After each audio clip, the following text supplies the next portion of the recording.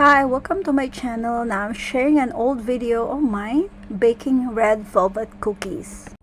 First, let us prepare the ingredients. We will need salt, flour, white chocolate chips, brown and white sugar, eggs, cocoa powder, baking powder, butter, vanilla, and of course red food coloring.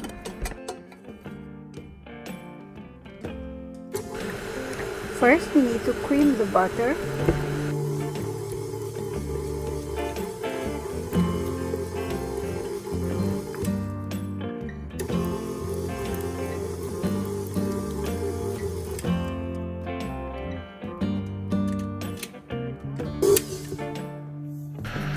Once the butter is broken down, you can now add the sugars and cream them together.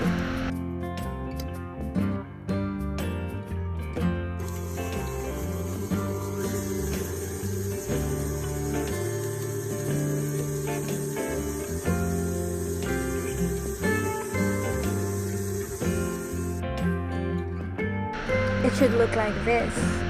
Then, it's optional, you can add the white chocolate chips already or not. Depends on you, but I really like adding it first. Then, after that, you sift the flour into the mixture. After sifting the flour, you can now add the cocoa powder. Sift it too, of course.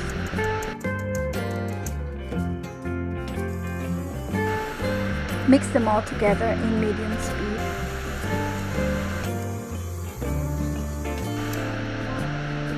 After done, you can now add 1 teaspoon of baking powder and half teaspoon of salt.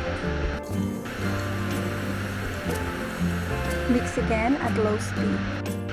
Now in a separate bowl, crack 3 eggs and add a teaspoon of vanilla extract. Add your food coloring. You may use gel or powder food coloring.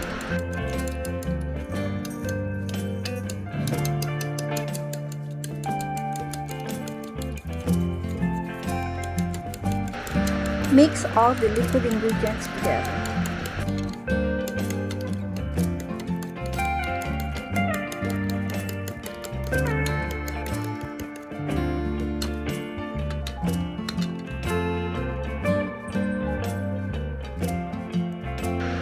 You may add more food coloring or until you reach the desired color that you like.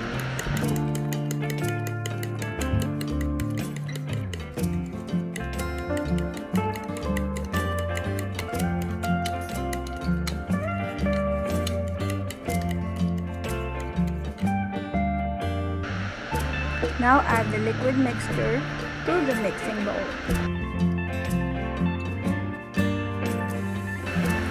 Mix at medium speed. After the color is even, you can now stop and then switch to low speed and do not overmix, just mix it slowly, one at a time. This is the time when you can put your chocolate chips if you haven't done so. This is the last step. Now our cookie dough is done.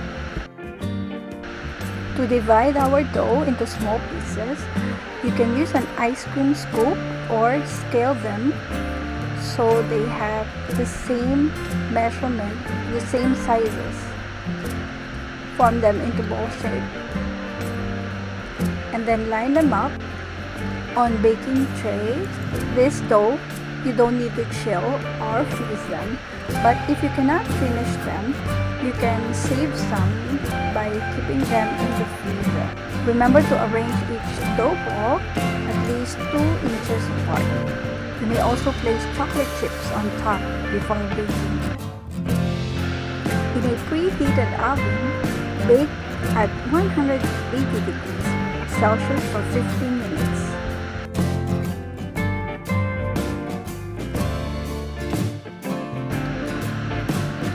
After baking, leave to cool on a cooling rack. Should be cakey inside and crispy outside. Remember, before you cool in the cooling rack, you should let it cool a little on the tray first. That way it should not stick on the tray and you can lift it up without breaking. The color should be brighter red. It's just that I used rose red, that's why the color looks like this. But if you want to try this recipe, use bright red color. It will look better.